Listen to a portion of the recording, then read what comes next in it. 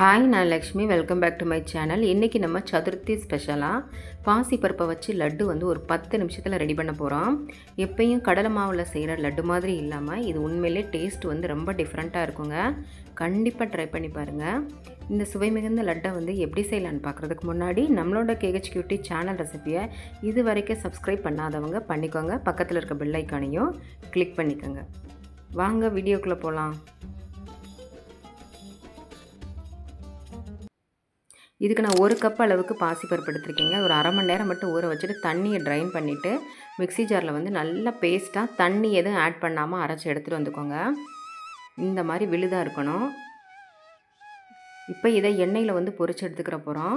நான் ரீஃபைண்ட் ஆயிலில் தான் பொரிச்சு எடுத்துருக்கேன். நீங்கள் கடலெண்ணெய் இருந்தால் கூட கடலெண்ணெய் ஆட் பண்ணி பொரிச்சிக்கலாம். 2 பக்கமும் லேசாக வெந்தால் போதுங்க. ரொம்ப கலர் சேஞ்ச் ஆகணும்னு அவசியம் கிடையாது. ரொம்ப மொறுமொறுப்பாகவும் வேகக்கூடாது.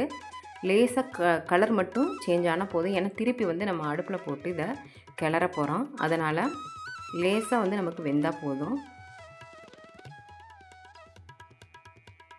2 சைடும் லேசாக வெந்ததுக்கப்புறமா நம்ம எண்ணெயை வந்து ட்ரைன் பண்ணிவிட்டு எடுத்து வச்சிடலாம். இப்போ இது சரியாக இருக்கும், நம்ம எடுத்துடலாம். எடுத்துகிட்டு இப்போ நான் அடுத்த செட் ஆஃப் மாவையும் வந்து இதில் போட்டு எடுத்துடுறேன். இது வேகட்டும். அதுக்குள்ளே நம்ம சுகர் சிரப் ரெடி பண்ணிடலாம். எந்த கப்பில் பாசிப்பருப்பை மெஷர் பண்ணிங்களோ அதே கப்பில் தான் நம்ம சுகர் மெஷர் பண்ணணும். நான் 1.5 கப் அளவுக்கு சுகர் வந்து பவுடர் பண்ணிவிட்டு சேர்த்துருக்கேன். நீங்கள் அப்படியே கூட சேர்த்துடலாம்.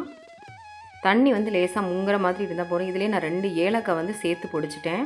நீங்கள் பவுடராக இருந்தால் ஏலக்காய் பவுடர் இருந்தால் கூட போட்டுக்கோங்க. அது கரையட்டும். அதுக்குள்ளே நம்ம வந்து இந்த போட்டு வச்ச பாசிப்பருப்பு வடையை வந்து நம்ம வந்து மிக்ஸி ஜாரில் பிச்சு போட்டு இந்த மாதிரி நல்ல கொரகொரப்பாக அரைச்சி எடுத்துகிட்டு வந்துடலாம்.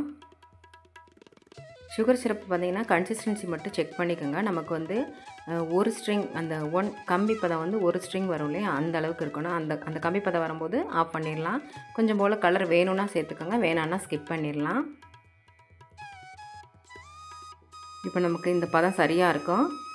அடுப்பு ஆஃப் பண்ணிவிட்டு லேசாக ஒரு அரை எலுமிச்சம்பழம் பிழிஞ்சு விட்டுருங்க. இப்போ தான் பாகு இறுகாமல் இருக்கும். இப்போ இந்த அரைச்சிட்டு எடுத்து வந்து அந்த பவுடரை வந்து நம்ம வந்து ஆட் பண்ணிடலாம். பாசிப்பருப்பு தான் நல்லா கிளறிக்கோங்க.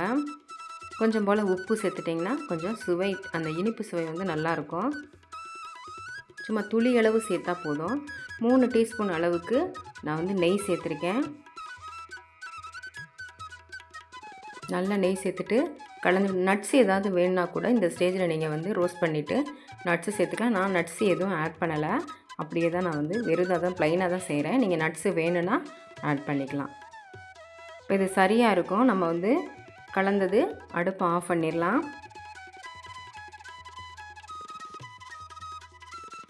இப்போ இந்த சூடு ஆறுனதுக்கு அப்புறமா நம்ம லட்டு ஷேப்புக்கு வந்து பிடிக்க போகிறோம்.